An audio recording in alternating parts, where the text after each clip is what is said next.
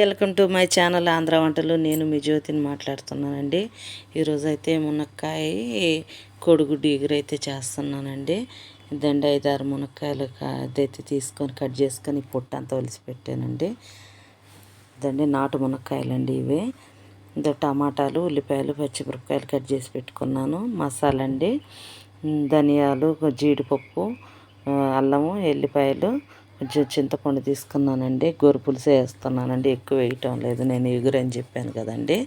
ఇది నూనె అయితే కాగిందండి. ఆవాలు, జీలకర్ర అయితే వేస్తున్నానండి. నేను ముందుగానే నూనె అయితే పొయ్యి మీద పెట్టానండి. నూనె అయితే వేడైంది.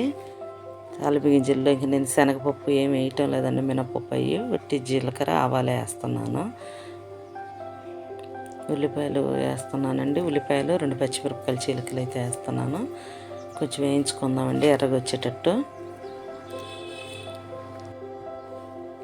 ఇదండి ఎర్రగా వచ్చినాయి కదా, ఇప్పుడైతే మునక్కాడలు అయితే వేద్దామండి. ఇదిగండి కాయలు లావుగా ఉన్నాయి, ముదిరి అనుకుంటారండి. ముదిరి కాదండి, లేతకాయలే. నాటుకాయ ఇట్లానే ఉంటుందండి. నేను మార్కెట్లో తీసుకురాలేదండి, తెలిసిన వాళ్ళు చెట్టు కాయలు ఉంటే కోసుకొచ్చుకున్నాం మేమైతే. బాగుంటాయండి ఈ ఇగురు కూరకైతే. కొంచెం మూత పెట్టి 3 నిమిషాలు మగ్గిద్దామండి. కాయ తొందరగా ఉడకదు కాబట్టి.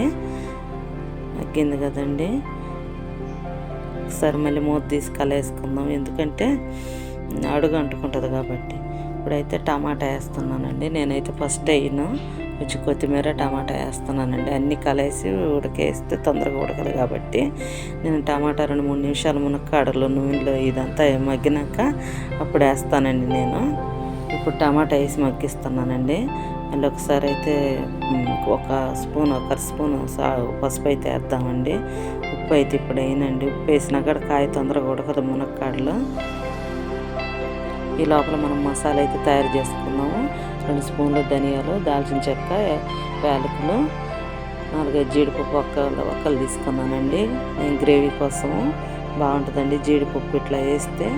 కొంచెం చింతపండు కాయ వాసన, ఇది ఒగురు లేకుండా ఉండటానికి కొంచెం నేను చింతపండు వేసుకుంటున్నాను.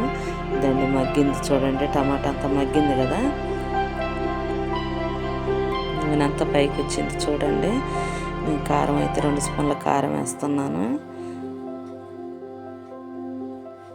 కొంచెం కలిసి ఒక సరిపోయినన్ని నీళ్ళు వేసుకుందామండి, ఎక్కువ వేయటం లేదు.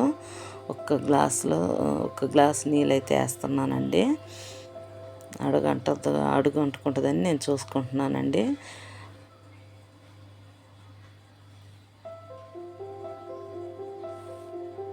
ఒక అర స్పూన్ వేస్తున్నానండి, ఎక్కువ వేయటం లేదు నేను.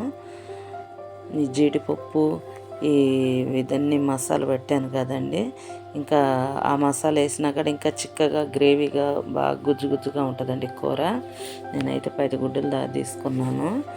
ఈ కొంచెం మసాలా, కొంచెం ఉప్పు, కారం ఇవన్నీ దీనికి పట్టాలి కాబట్టి వేస్తున్నానండి. ఇప్పుడైతే ఉప్పు వేసుకుంటున్నాను నేను ఫస్ట్ నుంచి అసలు ఉప్పు వేయలేదండి. ఇప్పుడు వేస్తున్నాను 2 స్పూన్లు ఉప్పు. సరిపోతే మళ్ళీ వేసుకుందాం చూసుకొని.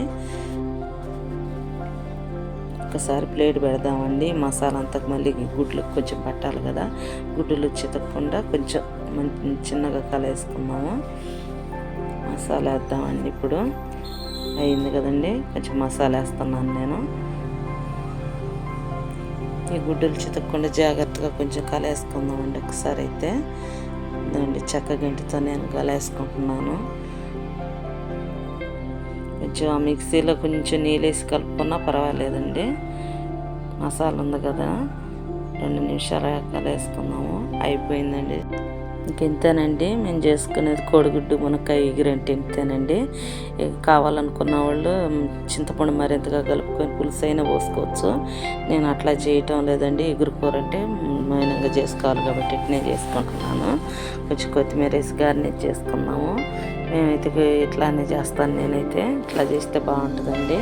మీకు ఈ వీడియో నచ్చిద్ది అనుకుంటున్నానండి. ఈ వీడియో నచ్చితే లైక్ చేయండి, షేర్ చేయండి, సబ్స్క్రైబ్ చేయండి.